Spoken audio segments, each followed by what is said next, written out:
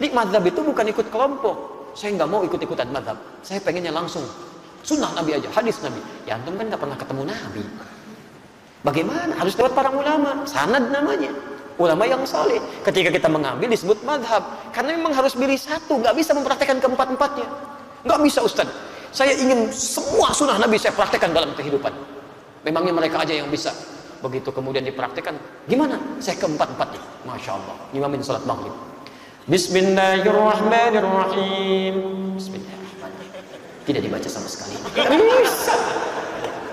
Antum mesti pilih salah satu. Yang ingin saya terangkan, ini yang harus antum ketahui. Semua pelajaran Nabi ini yang disebut dengan sunnah, belajar pakai sanad, itu disebut dengan manhaj namanya. Manhaj ini dibagi dua. Satu, ada yang berbentuk satu dalil, satu contoh. Seperti yang tadi. Yang kedua, ada yang berbentuk beragam dalil dan aneka contoh. Contohnya bukan cuma satu, tapi banyak. Fokus. Kalau dalilnya cuma satu, contohnya satu, itu artinya semua umat Islam bisa mengerjakan contoh ini dipandang mampu tanpa mengerjakan alternatif yang lain. Maka antum tidak boleh mengadakan aktivitas yang lain di luar yang ini. Jelas di sini? Baik.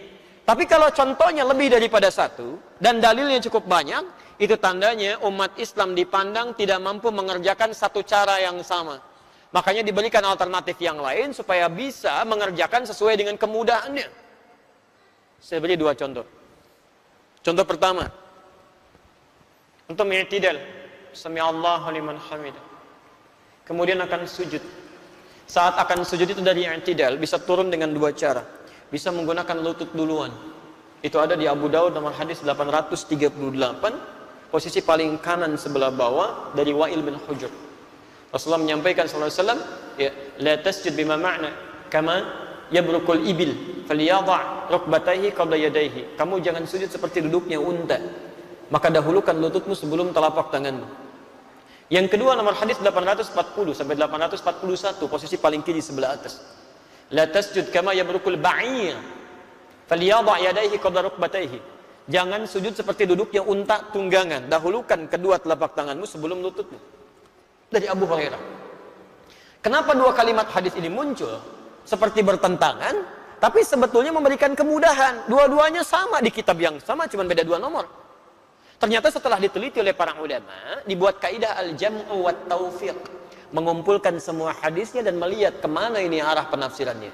Ternyata disimpulkan ini kemudahan dalam praktek ibadah, karena tidak setiap orang bisa mengerjakan dengan satu cara yang sama. Antum kalau menggunakan telapak tangan aja, kemudian telapak tangannya bermasalah, mau pakai apa? Kalau nggak pakai lutut, ya pakai telapak tangan. Makanya Ibnul Qayyim al-Jauziyah pernah menulis kitab sifat salat Nabi. Beliau praktekkan dengan kedua lututnya. Syekh Muhammad Nasruddin Al-Albani memilih menggunakan telapak tangannya. Begitu menulis kitab sifat salat Nabi oleh Syekh Muhammad Nasruddin Al-Albani, dia pilih menggunakan telapak tangannya. Jadi saat Anda menggunakan telapak tangan ataupun menggunakan lutut, itu kedua-duanya benar. Nggak usah diperselisihkan. Karena satu manhaj yang sama. Yang salah itu yang pakai kepala duluan. Atau yang nggak sholat, itu aja yang salah. Jelas ya? Awas, hati-hati nih, persoalan ini kelihatannya seperti mudah. Di Bekasi itu pernah ada suami istri tidak tegur sapa semalaman gara-gara persoalan lutut dengan tangan. Betul Pak. Suaminya pulang dari pekerjaan malam-malam, ya, sholat di rumahnya. Begitu turun, lututnya duluan. Istri lihat. Begitu selesai, istrinya langsung menyampaikan, Papa, sholatnya nggak sesuai sunnah katanya. Ah, ini cara masuknya keliru Bu. Keliru. Di rumah itu kan yang pemimpin laki-laki, bukan perempuan. Quran surah keempat ayat 34. Ar-rijalu qawwamuna 'alan nisa. Sementara sifat pemimpin itu apa Pak yang paling dominan sifat pemimpin? Itu sifat pemimpin itu yang paling dominan, tidak mau dipimpin. Jadi hanya menerima usulan, tidak menerima saran. Wah, ini langsung menghadirkan kesalahan. Papa sholatnya salah, tidak sesuai sunnah. Kenapa Mak? Harusnya bukan pakai lutut, pakai telapak tangan duluan. Suami nggak mau kalah karena nggak menerima saran kan? Mama yang tidak sesuai hadis. Padahal dua-duanya nggak baca Pak. Betul. Besoknya bertemu dengan kami suaminya, cerita. Jadi istrinya belajar di guru A, suami belajar di guru B. Dua-duanya Pak, saya bilang terdapat di kitab yang sama, cuma beda dua nomor. Itu kemudahan. Ah, ini poin yang paling penting. Jadi, kalau menemukan dua perbedaan seperti ini disebut manhaj. Kalau antum memilih salah satu di antara contoh ini, satu dipilih. Misal, saya pilih pakai lutut. Condong ke situ. Ma dhahaba ilaihi. Pilihan yang condong saya pilih. Ma dhahaba ilaihi. Saya mau pakai lutut. Ma dhahaba ilaihi. Kepanjangan disingkat jadi madhab. Disingkat. Ada singkatan dari bahasa Arab.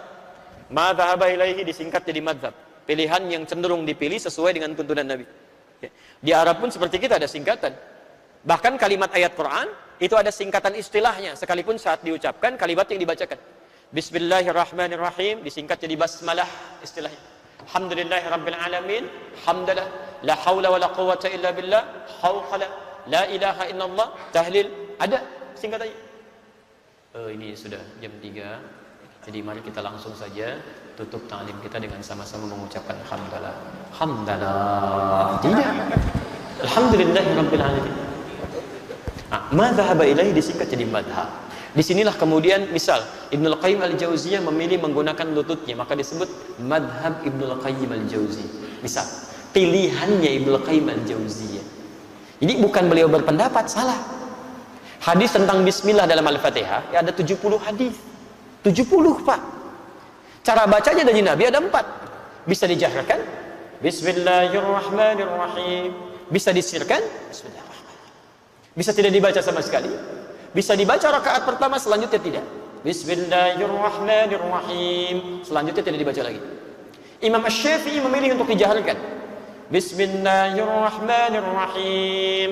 Ketika memilih satu di antara contoh itu, madhab disebut madhab Asy-Syafi'i. Pilihannya Imam Asy-Syafi'i. Bukan madhab itu aliran Asy-Syafi'i, bukan. Karena Imam Asy-Syafi'i nggak punya aliran. Itu pilihan dari manhaj yang nyambung ke Nabi. Pilih satu. Imam Ahmad bin Hanbal memilih disirkan. Sudah. Imam Malik, Imam Abu Hanifah memilih tidak dibaca. Langsung. Alhamdulillahirabbil alamin. Itu madhab namanya. Dan kita belajarnya lewat situ, terhimpun, nyambung, kita masuk. Ini madhab itu bukan ikut kelompok. Saya nggak mau ikut-ikutan madhab. Saya pengennya langsung sunnah Nabi aja, hadis Nabi. Ya antum kan nggak pernah ketemu Nabi. Bagaimana? Harus lewat para ulama. Sanad namanya. Ulama yang saleh. Ketika kita mengambil disebut madhab. Karena memang harus pilih satu. Nggak bisa mempraktekkan keempat-empatnya. Nggak bisa Ustaz. Saya ingin semua sunnah Nabi saya praktekkan dalam kehidupan. Memangnya mereka aja yang bisa. Begitu kemudian dipraktekkan. Gimana? Saya keempat-empatnya. Masya Allah. Imamin salat maghrib. Bismillahirrahmanirrahim. Bismillahirrahmanirrahim. Tidak dibaca sama sekali. Bisa. Antum mesti pilih salah satu. Makanya di Timur Tengah pun begitu. Saya alhamdulillah sempat diberikan kesempatan ada tinggal di 5 negara. Dan alhamdulillah bisa belajar ke guru-guru juga. Saya belajar dari guru-guru di Madinah. Di guru pertama saya ada di Madinah, guru saya. Ada di Mesir, ya. Ada yang di Libya. Dan masya Allah di mereka itu dipraktekkan satu pilihan supaya mudah gitu. Misal di Saudi, di Madinah, di Makkah itu madhabnya Hanbali. Supaya dari kecil sampai dewasa nggak bingung. Itu aja terus anak TK sampai dewasa. Di Syria itu Syafi'i, kan? Di Libya, di Tunisia itu Maliki. Dan masya Allah, dan guru-guru kita belajar ke semua tempat itu. Di India, Pakistan itu Hanafi.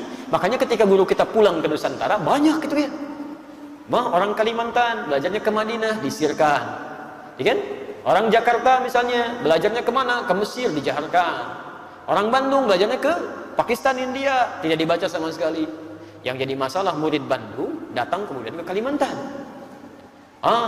Yang jadi persoalan bermakmum di belakang orang Kalimantan yang belum belajar kalau itu dijaharkan. Begitu dibaca Bismillahirrahmanirrahim, salah nih. Bid'ah ini. Nah ini jadi masalah.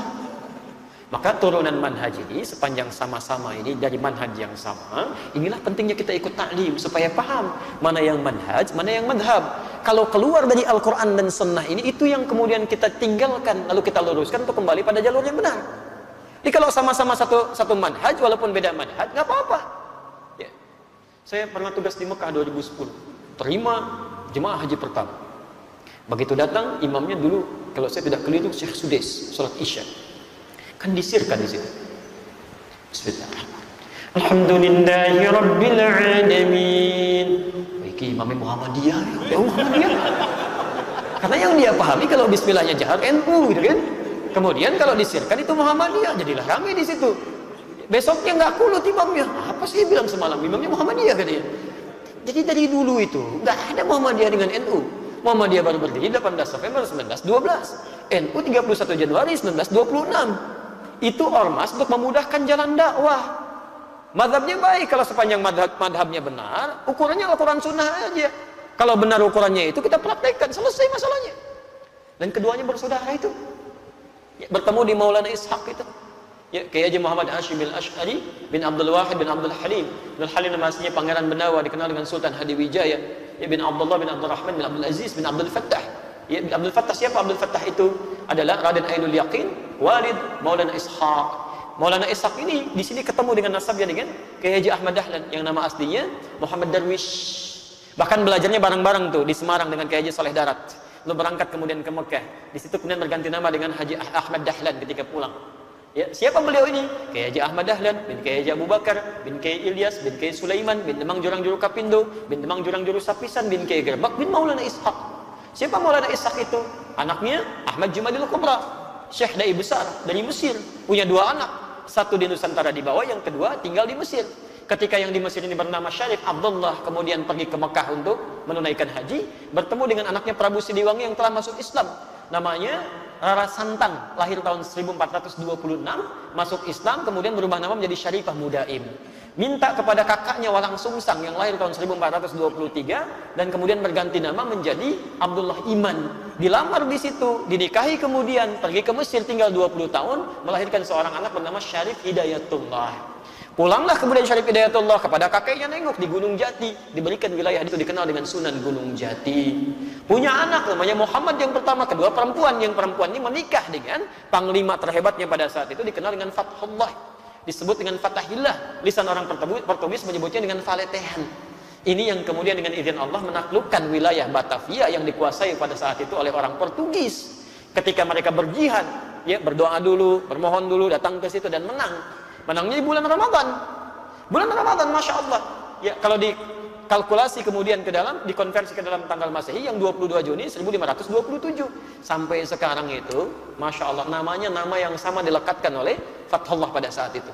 Karena beliau datang dengan izin Allah, maka dibuka Fatah namanya, Fatham Mubina, terinspirasi di surat Al-Fatah. Inna fatahna laka Fatham Mubina.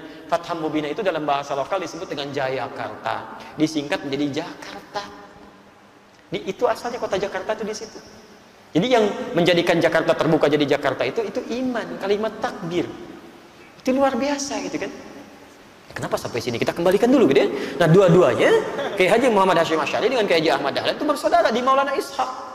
Ya, anaknya Ahmad Jumadil Kubra. Ahmad Jumadil Kubra anak siapa? Keturunan dari Ali Zainal Al-Kabir, anaknya Zali Ainul Abidin. Ali Zainal Abidin nyambung ke Husain, Husain adiknya Hasan, Hasan anaknya Ali bin Abi Thalib, suaminya Fatimah Az-Zahra putri Rasulullah sallallahu alaihi wasallam. Masih nyambung. Ya. Jadi kalau masalah cuma di madhab saja, sepanjang sejalur, ayo. Kalau imamnya nggak baca bismillah, ada dalilnya. Imamnya baca bismillah, sudah. Yang salah, yang nggak sholat.